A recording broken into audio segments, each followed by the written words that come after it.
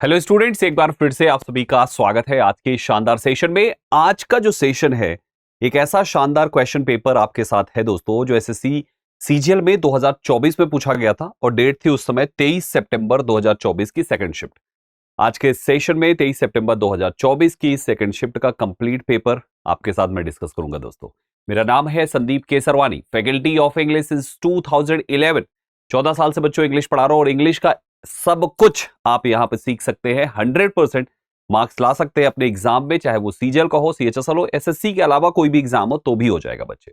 आइए शुरुआत करते हैं, एक एक करके सभी के बारे में अच्छे से सीखेंगे दोस्तों। सबसे पहले जो फर्स्ट टाइम है ना, वो दृष्टि एसएससी यूट्यूब चैनल को सब्सक्राइब कर लीजिएगा। आपको मेरी क्लासेस यहीं पर मिलेगी, सारे के सारे पीवाईक्यू सीरीज आपको वीडियो सेक्शन पे मिलेगा। प्लेलिस्ट भी बना हुआ है, प्लेलिस्ट में भी जाके इकट्ठा देख सकते हैं। साथ ही साथ दोस्तों, अगर आप मेरे साथ लाइव वाईटी पे ही यानी यूट्यूब पर ही लाइव क्लास चाहते हैं तो जो टाइमिंग है लाइव क्लास की वो है 11:30 बजे, 11:30। याद रखिएगा 11:30 यानी सुबह के 11:30 बजे मैं आपको डेली बेसिस पे लाइव मिलूंगा, मंडे टू सैटरडे। ठीक है, चलो शुरुआत करते हैं। सबसे पहला क्वेश्चन है, select the most appropriate synonym of the given word. मैं आपको हर क्वेश्चन पे टाइमर जरूर चलाऊंगा। आपको दिए हुए कुछ सेकंड, 20 सेकंड काफी है, 8 मिनट के अंदर पूरा पेपर सॉल्व करते हैं। 20 सेकंड्स क्वेश्चन आंसर कर दीजिए। हालांकि आंसर आपका हो चुका होगा, ये 2-3 सेकंड में ही हो जाता है अगर वोकैबुलरी पता है, मीनिंग पता है तो, बट ऑन एन एवरेज हम 20 सेकंड्स मान के चल रहे हैं।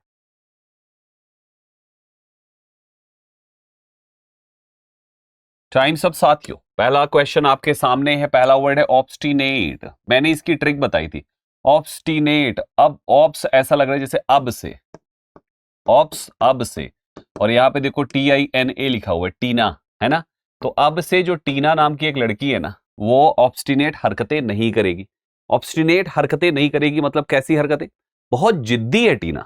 जब देखो टीना शरारत करती है, मारपीट कर लेती है, जिद करती है, ये चाहिए वो चाहिए। तो ऑब्स से टीना जो है ऑब्स्टिनेट हरकतें नहीं करेगी, यानी जिद वाली हरकतें नहीं करेगी। अब जिद के लिए आपके 4 ऑप्शंस में से पहला ऑप्शन का मतलब है सबमिसिव। इसका मतलब होता है विनम्र होना, पोलाइट होना, हम्बल होना, है ना, बहुत ही ज्यादा डोसाइल होना, उसे हम सबमिसिव कहते हैं। तो ये नहीं हो सकता। दूसरा वर्ड है स्टबर्न। इसका मतलब होता है जिद्दी बच्चे। स्टबर्न ही आपके ऑब्स्टिनेट वर्ड का सिमिलर है, तो करेक्ट आंसर आपको यही हो जाएगा। मार्क कर लीजिएगा अपना आंसर बच्चे, सही जवाब आपके सामने है, दैट इज स्टबर्न। ठीक है, बाकी ऑप्शंस को समझते हैं। स्टबर्न जिसका मतलब होता है अनविलिंग टू चेंज एटीट्यूड और पोजीशन, जिसको हिंदी में जिद्दी कहते हैं, जैसे the child is stubborn about eating vegetables. Obstinate का मतलब भी यही, जिद्दी होता है। अच्छा, इसको भी याद रख सकते हो, स्टबर्न स्टूडेंट बर्न हो गया अपनी उंगली में। तो किसी ने पूछा ऐसा क्यों हुआ, तो बोले यार जिद कर रहा था, मुझे रोटी बनानी, जल गया तवे में। तो स्टबर्न स्टूडेंट बर्न। ठीक है, stubbornly refusing to change one's opinion, ये भी जिद्दी ही है। She remained obstinate despite repeated advice। अच्छा, बाकी देखो, सबमिसिव को बताया मैंने ना, आज्ञाकारी, पोलाइट होना, हम्बल होना, इसे सबमिसिव कहते हैं। जैसे he is too submissive to challenge his boss। वो इतना विनम्र है कि वो अपने बॉस को चैलेंज ही नहीं कर सकता है।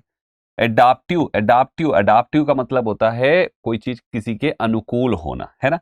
Able to adjust to new condition, अनुकूलशील जिसे कहते हैं उसे कहा जाएगा। जैसे humans are highly adaptive to different climates, हम कहीं भी चले जाए रह लेते हैं दोस्तों। और तीसरा ओबीडिएंट, आज्ञाकारी होता है, ओबीडिएंट का मतलब है, राइट, यानी कि the obedient dog followed every command. कितने अच्छे वर्ड्स। आप केवल एक क्वेश्चन नहीं सीख रहे हैं, बल्कि यहां पर इस क्वेश्चन के साथ 4 अलग से वर्ड्स आप सीख रहे हैं जो किसी दूसरे पेपर में क्वेश्चन बन के आएगा बच्चे। एग्जामिनर यही तो करता है कि इसके ऑप्शन किसी दूसरे पेपर का क्वेश्चन बना देगा, और जो इसका क्वेश्चन है उसको उस पहले पेपर का ऑप्शन बना देगा, और यही घुमाता फिराता रहता है एसएससी। ठीक है, तो इसलिए हर वर्ड को मैंने प्रश्न की तरह ट्रीट किया, रिस्पेक्ट दिया, और एक एक शब्द को Hindi meaning, English meaning, example के रूप में आपके सामने। ठीक है दोस्तों, चलिए क्वेश्चन नंबर 2 पे आते हैं। आपका 20 सेकेंड्स का अगला टाइमर कंटिन्यू हो रहा है। 8 मिनट में पूरा पेपर करना है बच्चे, 8 मिनट में पूरा पेपर।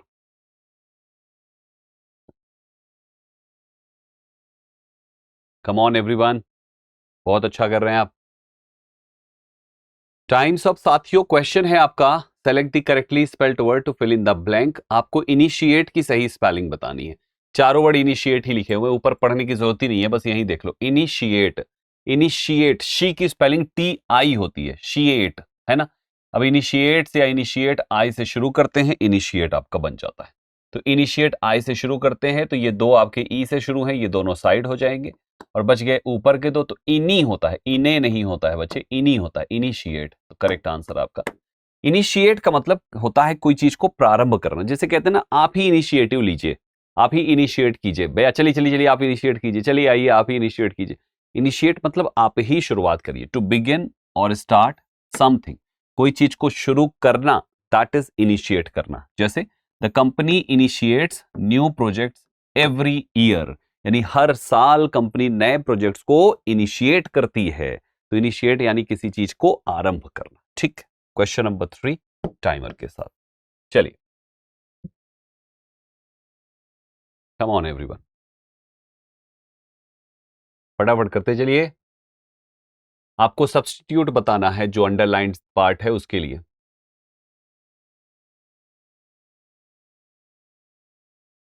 एक मिनट हो चुके हैं, तीसरा प्रश्न आपके सामने है। Select the most appropriate option to substitute the underlined segment, जो आपका दिया हुआ है सेंटेंस में। क्वेश्चन है एस्थेटिक वैल्यू इज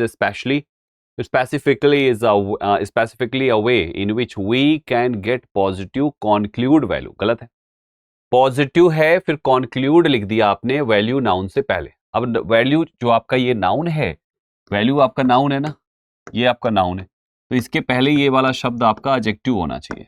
कॉन्क्लूड तो आपकी वर्ब होती है ना।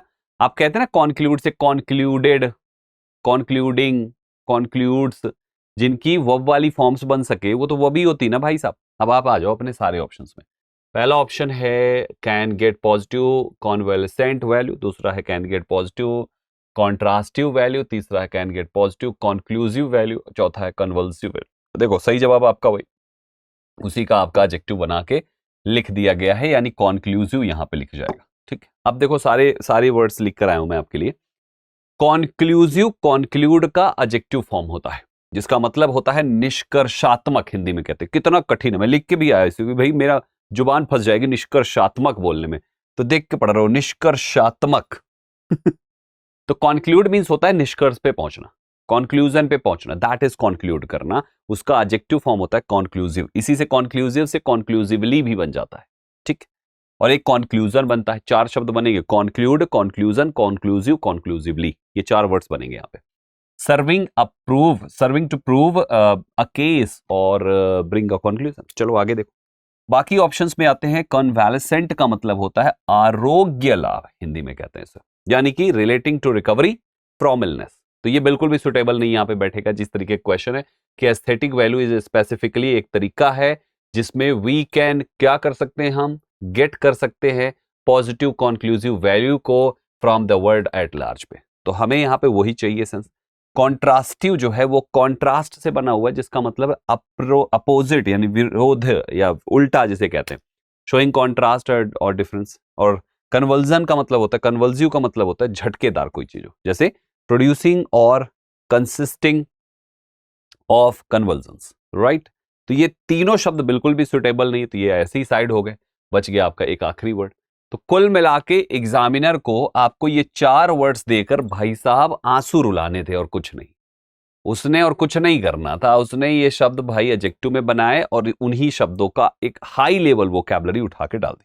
ये सब हाई लेवल वोकैबुलरी में आते हैं बच्चे, यानी पेपर का लेवल बहुत अप करना होता है। तो कभी ये सिनोनिम होते, कभी एंटोनिम होते, कभी ऐसे प्रश्न बन के आते। समझ में आया? तो अच्छे वर्ड्स हैं ये आपके सामने। नेक्स्ट क्वेश्चन आपके सामने है, हालांकि पैरा जंबल तो काफी छोटा है।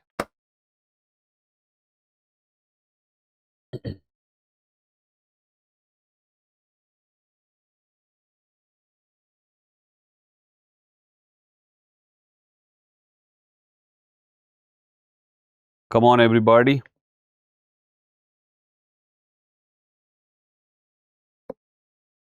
टाइम सब, अरे यार ज्यादा हो गया इसमें 7 सेकंड, अगले वाले में 7 सेकंड कम दूंगा आपको। चलो इसमें ठीक है, जरूरत भी थी इसमें।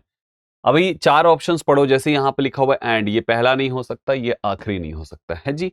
हालांकि पी हमारा एक पहले में दिया हुआ है तो ये काट दीजिए, और एस किसी के लास्ट में दिया हुआ, ये दिया हुआ, ये काट दीजिए। ऐसी छोटी छोटी चीजें पकड़ा करो बच्चे, कहीं ना कहीं आपको मिलेगा। अब ये दोनों से समझ में आ गया कि आपका पहला जो पार्ट है वो आपका एस होगा, हाँ जी, करेक्ट आंसर आपके सामने है ऑप्शन नंबर ए दोस्तों। सही जवाब आपका सबसे पहले एस है। एस में आपने लिखा हुआ है कि online mode of education. Online mode of education जो है आपने उसके बाद हैज लगा दिया। अब हैज के बाद आपको क्या चाहिए? मेन ऑफ की थर्ड फॉर्म। क्या ये थर्ड फॉर्म है? नहीं। क्या ये थर्ड फॉर्म है? नहीं। कंफर्म हो गया, क्यू आएगा। आंख बंद करके एस क्यू का पेयर बना और आंसर हो गया। मतलब छोटे छोटे कुछ पॉइंट्स होते हैं जिसको आप ध्यान देते हुए आप चीजों को कर सकते हैं। ठीक है, समझ गए? चलो आगे बढ़ते हैं। नेक्स्ट पे आते हैं साथियों, हमारा अगला है ये रहा। वन वर्ड सब्स्टिट्यूशन है for the given group of words, a thing that can be easily carried bye hands, जिसको हाथ में ले जा सकते हो। जैसे कि चार्जर होता है तो आदमी कहता नहीं ये वो वाला चार्जर है। कौन सा चार्जर है बताइए? क्या बोलते हैं हम उसको? चार्जर ले जाते समय खासतौर पे आदमी बोलता है ये चार्जर है। हाँ जी बताइए। इंपोर्ट चार्जर तो बोलता नहीं है, पोर्टेबल चार्जर है। राइट, बिल्कुल सही। जिसको आप हाथ में कैरी कर सकते हो हम उसे पोर्टेबल कहते हैं, आसानी से ले जाने योग्य, है ना।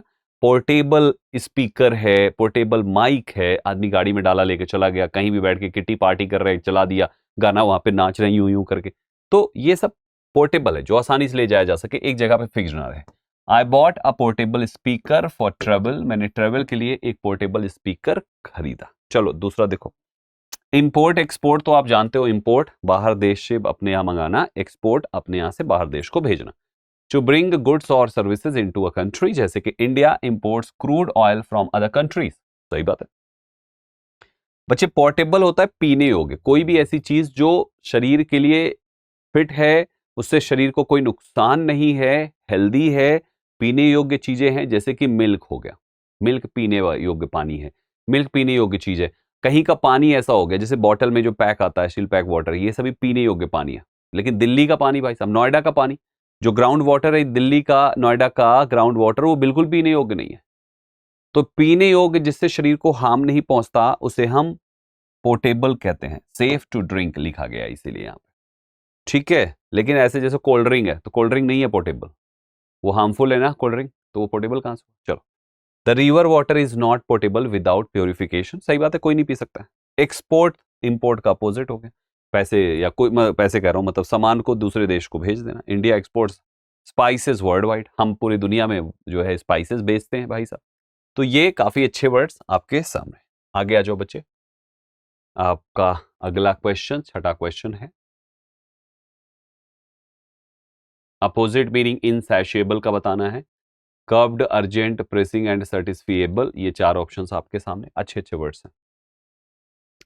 इनसैशिएबल, हालांकि मैंने अभी 2000 कौन सा देख रहा था मैं, कुछ दिन पहले की बात है, क्लोज टेस्ट करा था मैं, बैंकिंग का कोई क्लोज टेस्ट था, बैंकिंग एग्जाम का, शायद आईबीपीएस था क्या, तो उसका क्लोज टेस्ट, मैं हर तरीके के क्लोज टेस्ट कराता हूँ। मतलब मैं जब पीवाईक्यू, मतलब जब मैं आपके क्वेश्चन प्रैक्टिस कराता हूँ ना, तो फिर मैं ये नहीं कि केवल इसका करा रहा हूं तो इसी एग्जाम का कराना है, नहीं भाई, बच्चे को हर तरीके से तैयार करना जरूरी है।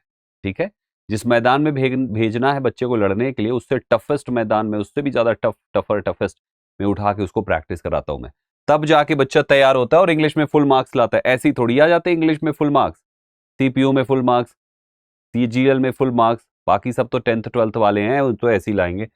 तो माय डियर स्टूडेंट्स, यहां पे सवाल है आपका इनसैशिएबल। तो मैं ये कह रहा था क्लोज टेस्ट में वो ऑप्शन था और ऑप्शन में इनसैशिएबल गिवन था और वही आंसर था उस वाले क्लोज टेस्ट का। 2000 कब का था? आई थिंक 2016 या 17 का।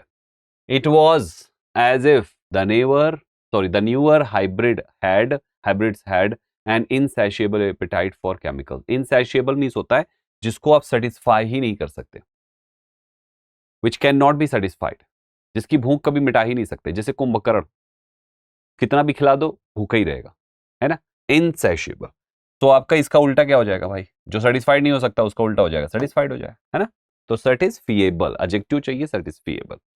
कैपेबल ऑफ बीइंग सेटिस्फाइड, संतुष्ट किया जा सके उसको कहते हैं। उसने अपोजिट मांगा इसलिए यही टिक करना पड़ेगा। देखिए अपोजिट मांगा उसने, डायरेक्शन इसीलिए ध्यान से पढ़ना चाहिए। His simple needs are easily satisfiable, उसकी जो आसान आसान सी नीड्स है वो इजिली सेटिस्फिएबल है। जैसे छोटे बच्चे से पूछो बेटा बर्थडे में क्या चाहिए, तो बर्थडे में बच्चे क्या मांगेगा? वो आपसे ये थोड़ी कह देगा पापा 5 लाख की एफडी करा दो, वो ये थोड़ी कहेगा। बर्थडे में क्या चाहिए? पापा बर्थडे में ना मुझे एक फ्रॉक दिला देना, पापा मुझे एक चॉकलेट देना है, पापा मुझे ना वो वाली ये डोरेमोन लाइए, पापा ये मुझे वो चाहिए, पापा मुझे ये वाली डॉल चाहिए। यही छोटी मोटी चीजें जो 5-6 रुपए में आ जाती है ना। तो बच्चों की छोटी मोटी जो डिमांड्स हैं वो इजिली सेटिस्फिएबल होती हैं। इनसैशिएबल, इम्पॉसिबल टू सेटिस्फाई।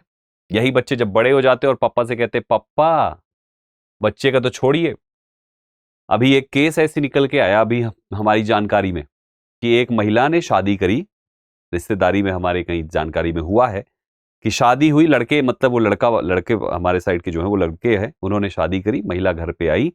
महिला घर पे आने के बाद 1.5 महीने तक बोली कि आप हमसे अलग अलग रहिए, हम उसके बाद बात करेंगे।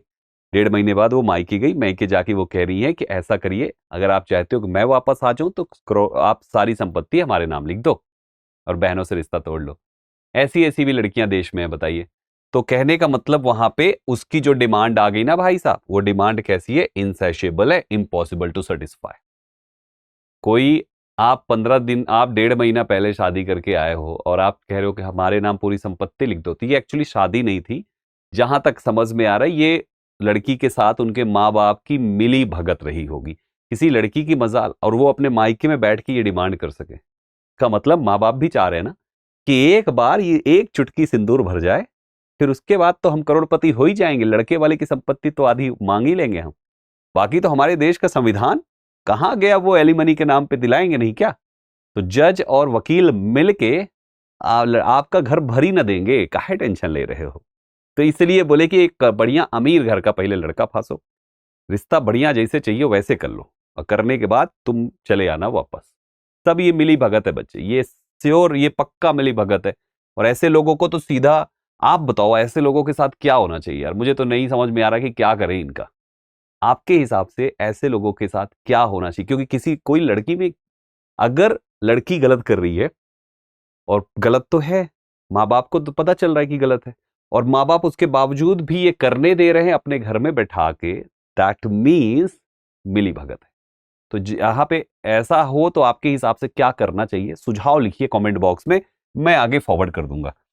तो इनसैशिएबल हो गया, she has an insatiable desire for money, उसके लिए लिख रहा हूं, she has an insatiable desire for money. सोचिए कैसे लोग दहेज देते समय हम सब यूनाइट होकर कहते हैं गलत बात है। अच्छा, बिल्कुल सही है, मैं इस बात से 100% सहमत हूं, दहेज नहीं लेना चाहिए। तो जिस तरीके से दहेज प्रथा खत्म हो रही है, वैसी ये एलिमनी प्रथा खत्म होनी चाहिए। कितना मिसयूज होना शुरू हो चुका है, किसी जमाने में सुरक्षा की दृष्टि से बनाया गया था ये चीज, ये कानून, और आज इसका भरपूर मिसयूज किया जा रहा है ना। आप देखो कैसे कर रहे हैं लोग, सोच के भी डर लग जाता है कि कैसे कैसे होता है। कर्व मीन्स होता है कंट्रोल करना कोई चीज, रिस्ट्रेन्ड और कंट्रोल्ड, नियंत्रित करना, उसे कर्व करना कहते हैं। जैसे कि his anger was curved bye हर काम वर्ड्स, काम वर्ड्स के द्वारा उसके एंगर को शांत कराया गया, कंट्रोल कराया गया। अर्जेंट वाला तो आप जानते हो कि भैया बहुत अर्जेंट है, आ जाओ, यानी तत्काल कहते हैं, रिक्वायरिंग इमीडिएट एक्शन, तत्काल को अर्जेंट कहते हैं। जैसे this is an urgent matter that needs attention, सही बात है भाई, ये अर्जेंट मैटर है, अटेंशन की जरूरत है। प्रेसिंग मतलब होता है कोई चीज को, जैसे एकदम प्रेसिंग है ये आज के समय में, तो डिमांडिंग इमीडिएट अटेंशन है ना, अभी तुरंत का है ये। There are pressing issues to resolve, इसको डिले नहीं कर सकते, मामला गड़बड़ा जाएगा। तो ये सारी चीजें। चलिए नेक्स्ट क्वेश्चन पे आते हैं, हमारा अगला सवाल इडियम्स पे। Left out in the cold का मतलब क्या है बच्चे? To be in hiding, to be ignored, to go underground, to be extremely negative. ये 4 ऑप्शंस आपके सामने हैं। Left out in the cold एक इडियम है जिसका मतलब आपको बताना है। सही जवाब आपके सामने 4 ऑप्शंस में से कौन सा मांग करेंगे भाई? लेफ्ट आउट मतलब छोड़ दिया, बाहर छोड़ दिया, इन द कोल्ड ठंडे में, अंदर ला ही नहीं रहे, तो इसका मतलब उस पर कोई ध्यान ही नहीं दे रहा है, उस पर ध्यान नहीं दे रहे, इसका मतलब उसको इग्नोर कर रहे हैं पूरी तरीके से। तो टू बी इग्नोर्ड, इग्नोर किए जाना, नजरअंदाज किए जाने को कहते हैं left out in the cold. ठीक है, लेफ्ट आउट छोड़ दिया बाहर ही, इन द कोल्ड ठंडे में पड़ा रहे, तो इसका मतलब इग्नोर किया जा रहा है ना। टू बी एक्सक्लूडेड और इग्नोर्ड फ्रॉम समथिंग इम्पोर्टेंट। जैसे after the new manager joined, नए मैनेजर के ज्वाइन करने के बाद, the old staff felt left out in the cold, सारे ओल्ड स्टाफ जो है left out in the cold जैसा फील कर रहे हैं, यार ये नया वाला मैनेजर तो ध्यान ही नहीं दे रहा, हाँ जी, ये तो एकदम से इग्नोर मार रहा है भाई साहब एकदम से। हाँ जी, तो ये हो जाएगा। चलो आगे देखो, नेक्स्ट क्वेश्चन आपके सामने टाइमर के साथ। हरी अब दोस्तों, एरर डिटेक्शन है।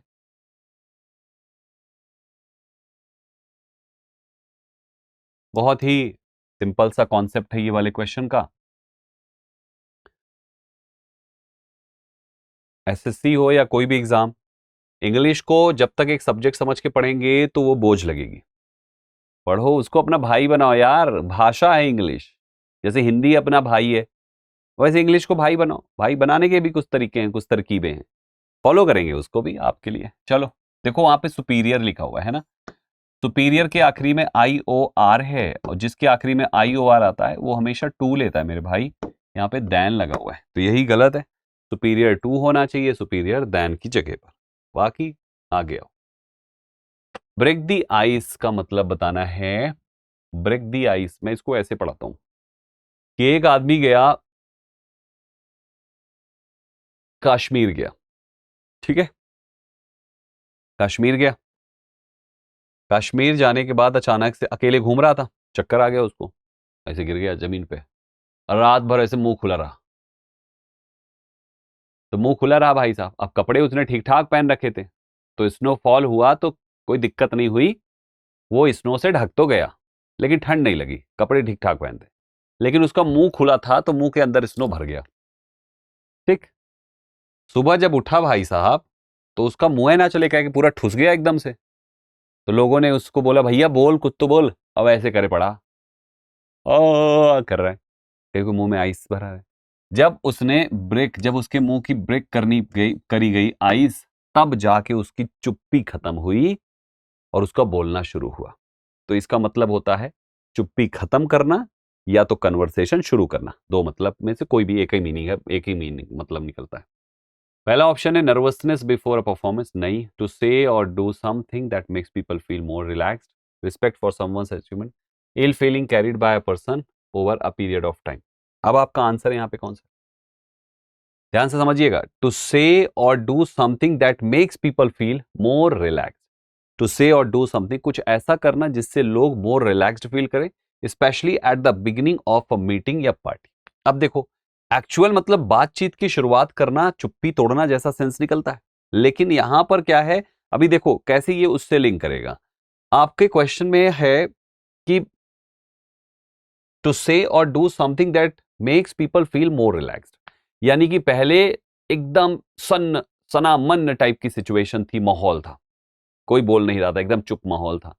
फिर आपने कुछ ऐसे कहा जिससे लोगों को थोड़ा रिलैक्स्ड फील हुआ, specially at the beginning of a meeting, जिसके बाद फिर थोड़ा सा मीटिंग या पार्टी का माहौल हल्का हो गया, वो जो टेंस्ड वाली सिचुएशन थी वो नॉर्मल हो गई। तो यानी कि अब लोग जो रिलैक्स्ड हुए, तो रिलैक्स्ड होने का मतलब है लोगों ने आपस में बातचीत शुरू कर दी, लोगों ने हंसे, थोड़े से लोगों ने ठहाके मारे, यानी जो वो चुप्पी थी, जो साइलेंस था, उसको ब्रेक कर दिया। तो ब्रेक दी आइस का मतलब है साइलेंस ब्रेक करके थोड़ा रिलैक्स्ड फील किया। मतलब ये इनडायरेक्टली लेके आपको वहीं जा रहा है जो ये हमने यहां पे लिख रखा है आपके लिए, समझ गए? चलो नेक्स्ट पे आ जाइए।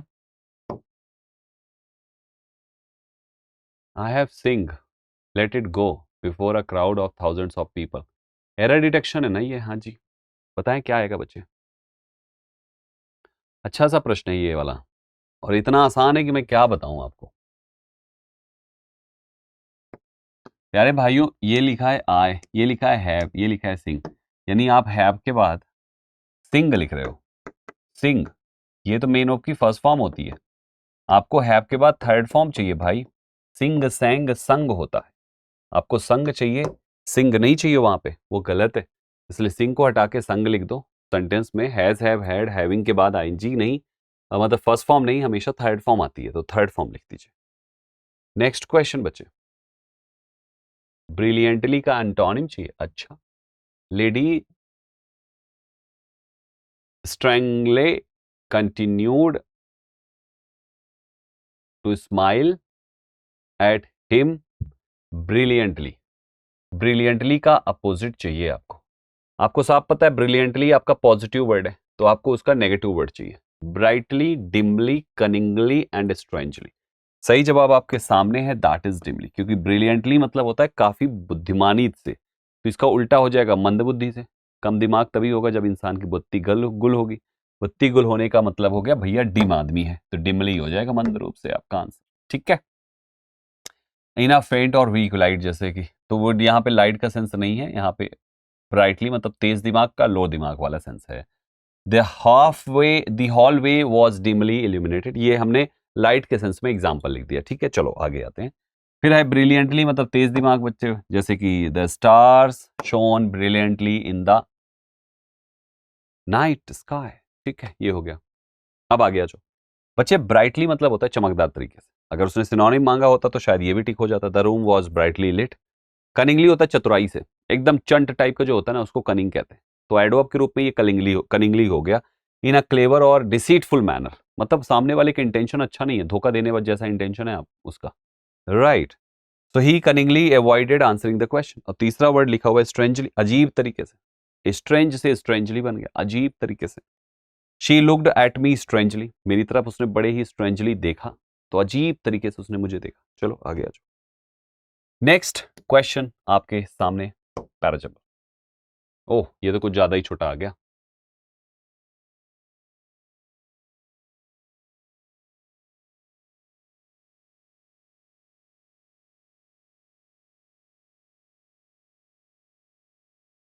इंटरोगेटिव सेंटेंस है, क्वेश्चन मार्क लगाया होता तो बच्चा तुरंत पकड़ लेता, उसने क्वेश्चन मार्क नहीं लगाया, पंक्चुएशन हटा के ऐसा कंफ्यूज किया, बच्चा सब्जेक्ट है खोज रहा है। सब्जेक्ट ये है, ये हेल्पिंग वर्ब है, तो अगर तुम्हारा सब्जेक्ट प्लस वर्ब नहीं है तो मतलब वर्ब प्लस सब्जेक्ट है। Do you want to watch the movie tonight, ये आपका आंसर है। सही जवाब आपके सामने यही है, ऑर्डर मैच कर लीजिएगा। सबसे पहले क्यू हमने बोला था ना, डू यू, फिर हमने ओ बोला था ना, डू यू वॉन्ट, कौन सा है वो, ये डू यू वॉन्ट, फिर आर बोला था हमने, do you want to watch, क्या वॉच करना है, फिर एस बोला था द मूवी टुनाइट लास्ट में भी। ठीक है, सो सही ऑर्डर ये है। इतने छोटे छोटे क्वेश्चंस भी आपको पूरे नंबर दिला रहे हैं। Next question, active voice passive voice mister Amar refused him admittance. बहुत ही बहुत ही बहुत ही आसान सा क्वेश्चन है। रिफ्यूज्ड आपकी वर्ब लिखी हुई है और उससे 1 सेकंड में आंसर मिलेगा।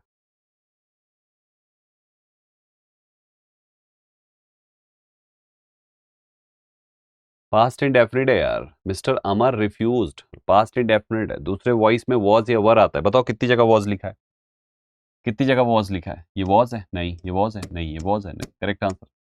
कितनी जगह वॉज लिखा है यार, 1 सेकंड में पहचानो आंसर, बहुत एक्सप्लेनेशन पे नहीं जाएंगे, सीधा करिए खुद से। नेक्स्ट क्वेश्चन, ओहो इतना छोटा सा, ये तो और छोटा हो गया।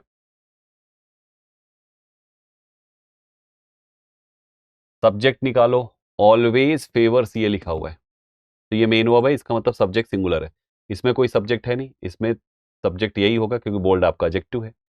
तो बस मिल गया आपका answer, fortune always favours only the bold, केवल बहादुरों का।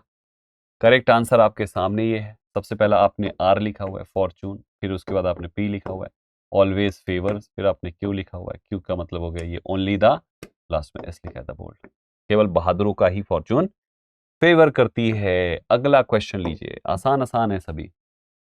Select the most appropriate homophones. अच्छा, the summer was dash hot this year. इतना आसान क्वेश्चन यार, मुझे तो समझ में नहीं आ रहा है एसएससी का क्या होगा, क्या करना चाह रही है एसएससी। एसएससी को कुछ नहीं, मैं एक बात बताऊं भाई, उसको ना हम टीचर्स को हायर कर लेना चाहिए। हमें बंद कर दो यार, तुम 1 महीने बंद कर दो, एग्जाम के बाद छोड़ना अपने यहाँ से। हमें हायर कर लो तुम। हाँ, एसएससी तो अफोर्ड कर ही सकती है, तो हमें हायर कर लो आप, अरे 1 महीना हमारा फोन ले लो।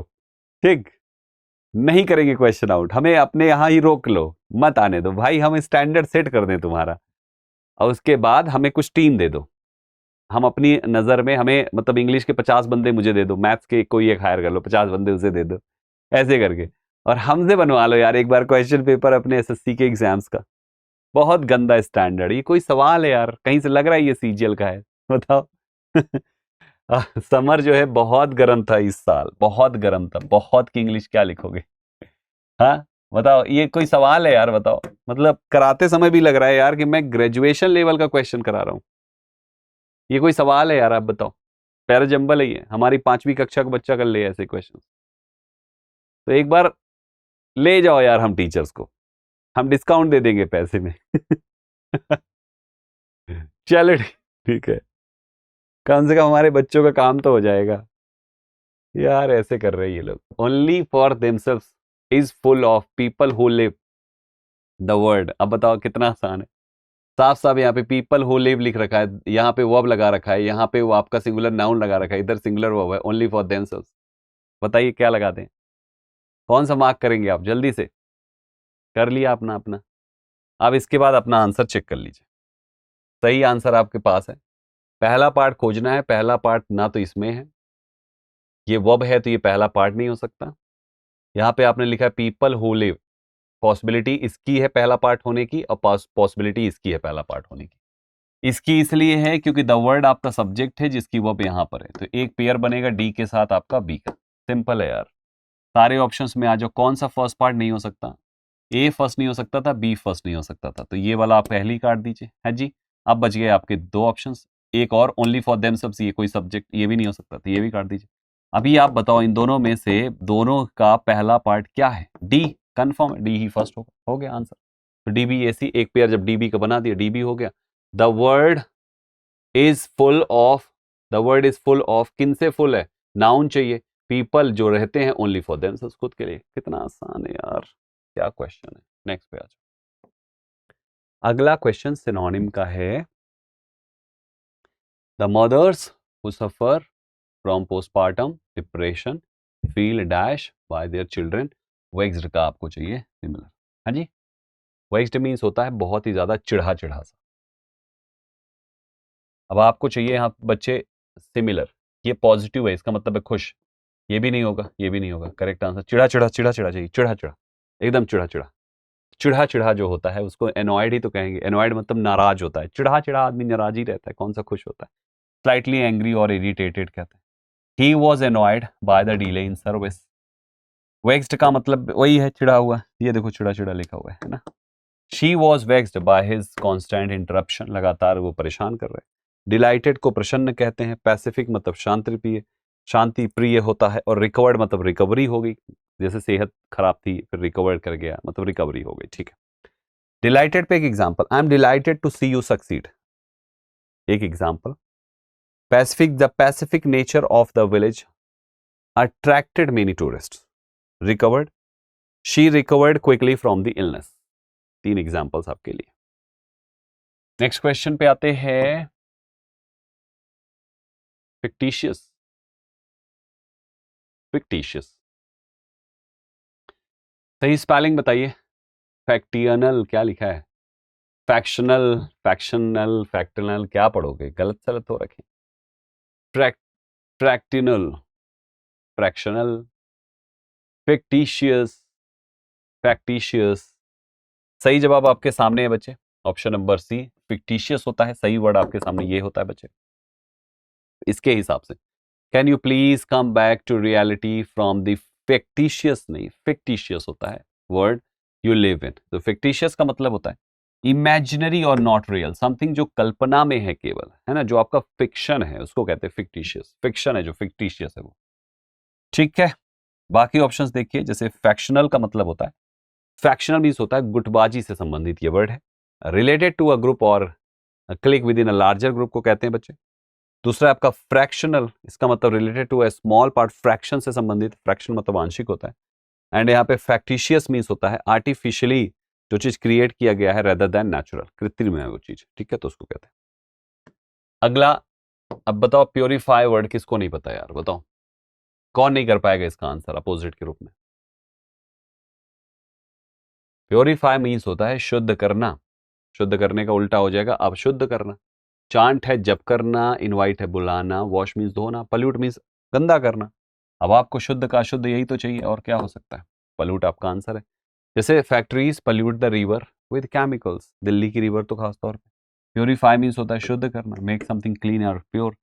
This filter will purify the drinking water. अभी ड्रिंकिंग वाटर पर भी एक क्वेश्चन एक दिन आया था, ड्रिंक वाटर और कुछ और ऐसी कुछ था, है ना, तो ड्रिंकिंग वाटर होना चाहिए था ड्रिंक वाटर की जगह पे। चांट मीन्स होता है जपना, ओम नमः शिवाय, ओम नमः शिवाय। The monks begin to chant prayers. Invite मतलब किसी को बुलाना अपने यहाँ। We will invite all our friends to the wedding. और तीसरा वॉश मीन्स होता है धोना। She will wash the dish after dinner. Next question आइए, एक्टिव पैसिव वॉइस का है। ट्रिग्नोमेट्री हैज बीन टॉट लिखा हुआ है बाय हिम। देखो कितना आसान सा क्वेश्चन।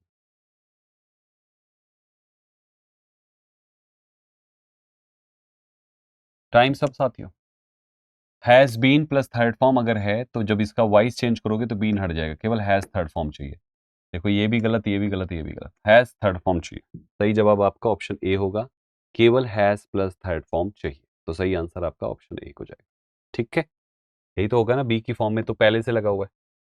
ओके, मुझे अब साइड में होना पड़ेगा क्योंकि जगह ही नहीं है खड़े होने की। तो मैं चलाता हूँ, 1.5 मिनट में पूरा क्लोज टेस्ट करो।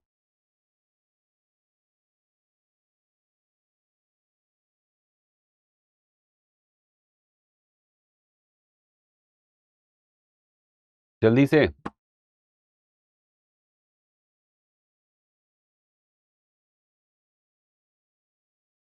Times up.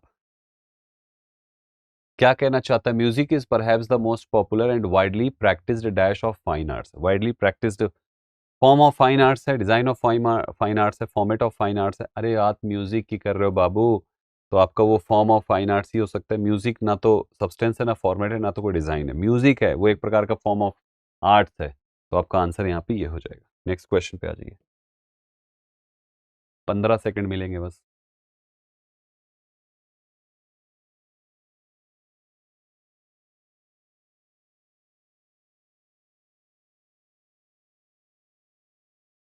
टाइम सब साथियों। इसका आंसर हो गया डिफिकल्ट होता है, क्योंकि साफ कह रहा है कि कोई भी फॉर्म ऑफ फाइन आर्ट जो है इज डिफिकल्ट है टू मास्टर करने में, एंड ऑलमोस्ट इम्पॉसिबल भी है टू परफेक्ट करने में। And music is no exception. और जैसे सभी हैं वैसे ही म्यूजिक भी उसी में है, ये कोई एक्सेप्शन नहीं है। ठीक है, ये बाकी ऑप्शंस जो आपके एक वर्ड थोड़ा डिफरेंट टाइप का लगा, मैंने कहा इसको लिख देते हैं, बाकी तो सीरियस और इजी तो हर किसी को पता है। ठीक है, एक सम का मतलब होता है अनोइंग और इरिटेटिंग, उसका एग्जांपल और कैसे यूज करेंगे वो भी लिखा हुआ है। ठीक, तीसरे पे आ जाइए बच्चे। फॉरवर्ड रीडिंग बैकवर्ड रीडिंग करते चलो, 100% सही हो जाएगा। Forward reading backward reading.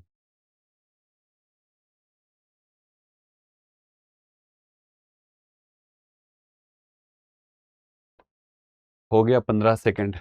देखो, कैटलाइज यील्ड ब्रिंग इफेक्ट, ठीक है पढ़ते हैं यहाँ पे। उसके बाद कहता है nature it is learned has blessed almost 2/3 of the human race. बच्चे ये भी एक पॉइंट अच्छे, ये ग्रामर का एक अच्छा रूल है। अगर आप ऐसे थर्ड फोर्थ फिफ्थ सिक्स्थ ऐसा कुछ लिखा हो, उसके पहले एक से बड़ी संख्या हो, तो आप इसमें हमेशा एस लगा देना। इसलिए 2/3 लिखा गया। ठीक है, 2/3 नहीं लिखा गया, 2/3 लिखा गया। So it is learn has blessed almost 2/3 of the human race with musical ability of some sort. Music has the power to dash out the deepest emotion. To क्या करने का out? To bring out the deepest emotion, to effect out the deepest emotion. Effect तो वैसे भी noun होता है, हमें वहाँ पे verb चाहिए क्योंकि to लिख रहे हो आप preposition. Yield out, catalyzer. अरे यार ये deepest emotion अगर आप म्यूजिक सुनते हो तो अंदर से निकल के सामने आते हैं। तो आते हैं, वो चीज़ लेकर आता है। लाने की इंग्लिश क्या होती है बच्चे? ब्रिंग करना। सही जवाब आपका ये हो जाएगा। ठीक है, बाकी ऑप्शंस अगर आपको नहीं आते तो पढ़ लीजिए इसको। नेक्स्ट पे आइए, आसान था ये वाला भी ब्लैंक आपके लिए। अगला पढ़िए, इनफैक्ट। यहाँ से देखो, पहले आप कर लो फिर मैं करता हूँ।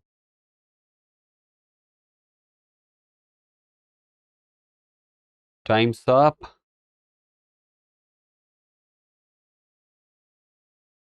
सही बात है, आदमी दुखी होता है तो म्यूजिक लगा के सुनता है, आशिक बनाया। It is this intimacy that makes us listen to music dash even hum और सिंग समटाइम्स। आपने वहां पे और लिखा हुआ है ना, इवन हम और सिंग। और किसके साथ आएगा बताइए जल्दी से, किसके साथ आएगा और? सही जवाब आपके पास है, ये क्या लिखा हुआ है? एक सेकंड, इसको करने दीजिए, पहले क्या लिखा है पहले मामले को तो समझते हैं। It is this intimacy that makes us listen to music और इवन हम और सिंग। हाँ, ये इसी के लिए कह रहा है, कहता है कि इट इज, मैं यहीं पे था, इधर ध्यान ही नहीं दिया, मैं इसको सोच रहा था कि ये देखकर इसके हिसाब से, ठीक है। अभी देखो, it is this intimacy that makes us listen, ये इंटीमेसी ही तो है, आपस में करीबीपन ही है। आप गाना सुनते हो तो उससे थोड़ा करीब हो जाते हो, अपनापन सा फील होता है।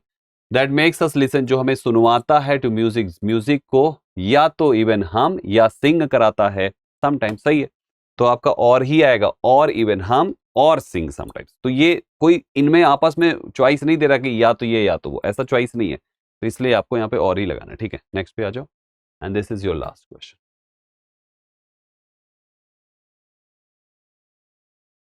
8 मिनट में पूरा पेपर सॉल्व।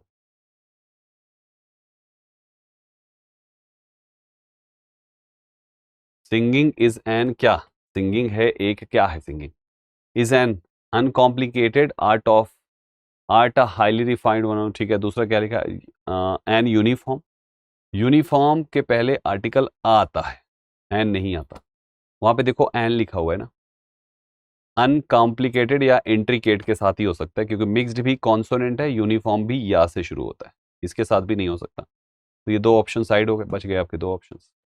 कौन सा लगाएंगे, इंट्रिकेट। माय डियर स्टूडेंट, सही जवाब आपका इंट्रिकेट है, मार्क कर लीजिएगा, जिसका मतलब होता है वेरी डिटेल्ड एंड कॉम्प्लिकेटेड, कोई चीज का होना, बहुत ही जटिल होना, उसे कहते हैं। ठीक है, तो जो, but it is also important to understand कि जो सिंगिंग है वो एक इंट्रिकेट आर्ट है, एक highly refined one, at that which require systematic, prolonged and strict training to be acceptable, otherwise समझ में ही नहीं आएगा किसी को म्यूजिक। तो ये एक प्रकार का इंट्रिकेट मामला है, बहुत ही पेचीदा, बहुत ही उलझा हुआ, बहुत ही वो चीज है। ठीक है, हम लोगों ने 8 मिनट में फिर से पूरा पेपर सॉल्व कर लिया। कैसी लगी आपको आज की क्लास, मजा आया? आपका स्कोर क्या है आउट ऑफ 25? हमें कमेंट में बताइएगा, मैं आप सभी के कमेंट्स पढ़ूंगा। ठीक है, अगर आपके कुछ डाउट्स हैं तो आप पूछ भी सकते हैं अपने डाउट्स वीडियो के कमेंट बॉक्स में जाके बच्चे। इसके अलावा दृष्टि एसएससी चैनल पे मेरे पीवाईक्यू आपको यहाँ पे मिलेंगे, और मेरी लाइव क्लासेस अगर आपको अटेंड करनी है तो 11:30 बजे इसी चैनल पे लाइव आ जाया करो, दोपहर में, दोपहर से थोड़ा पहले 11:30 बजे, यानी सुबह 11:30 बजे। ठीक है, ओके बच्चे, ऐसी थंबनेल बने हुए आपको क्लासेस मिल जाएंगी। सीजीएल का फाउंडेशन कोर्स आ रहा है बच्चे, 1 अगस्त से आपको ज्वाइन करना चाहिए। ठीक है, कंप्लीट बैच है, मात्र 2,500 में 10 किताबें और 750 घंटे की क्लासेस, और भी बहुत सारी चीजें जो वहां पे लिखी है। दृष्टि लर्निंग ऐप पर है, ये नंबर है इंक्वायरी करने के लिए, पूछ लीजिए कॉल करके। ठीक, चलिए, सो बच्चे अभी के लिए इतना काफी है, मिलते हैं आप सभी से अगले पेपर सेट एनालिसिस में। अगर आप फाउंडेशन बैच करना चाहें तो जल्दी से इनरोल कर लीजिएगा, 1 तारीख ज्यादा दिन बचे नहीं है, फटाफट इनरोलमेंट के बाद हमारे साथ क्लासेस का हिस्सा बने। वो जो फीस है वो केवल इंग्लिश की नहीं है बच्चे, बल्कि इंग्लिश, मैथ्स, रीजनिंग और जीएस की है। अगर आप में से कोई बच्चा केवल इंग्लिश भी पढ़ना चाहता है तो इंडिविजुअल भी इंग्लिश का बैच अवेलेबल है, आप जाइए और वहां पे सर्च कर लीजिए, इंडिविजुअल बैच ओनली 499 रुपीज में अवेलेबल है। कंप्लीट बैच आपको मिलेगा 2499, यानी लगभग 2,500 रुपए, और केवल इंडिविजुअल का दिखा रहे हैं उसमें 500 रुपए, 499। ठीक है, तो जिसको केवल इंग्लिश पढ़नी है 499, जिसको कंप्लीट बैच पढ़ना है 2499। आइएगा जरूर बच्चे, ट्रस्ट मी, इंग्लिश 100% अच्छी करा दूंगा आप सभी की। ठीक है, मिलते हैं अगली क्लास में। Thank you very much, all the best guys, जय हिंद साथी।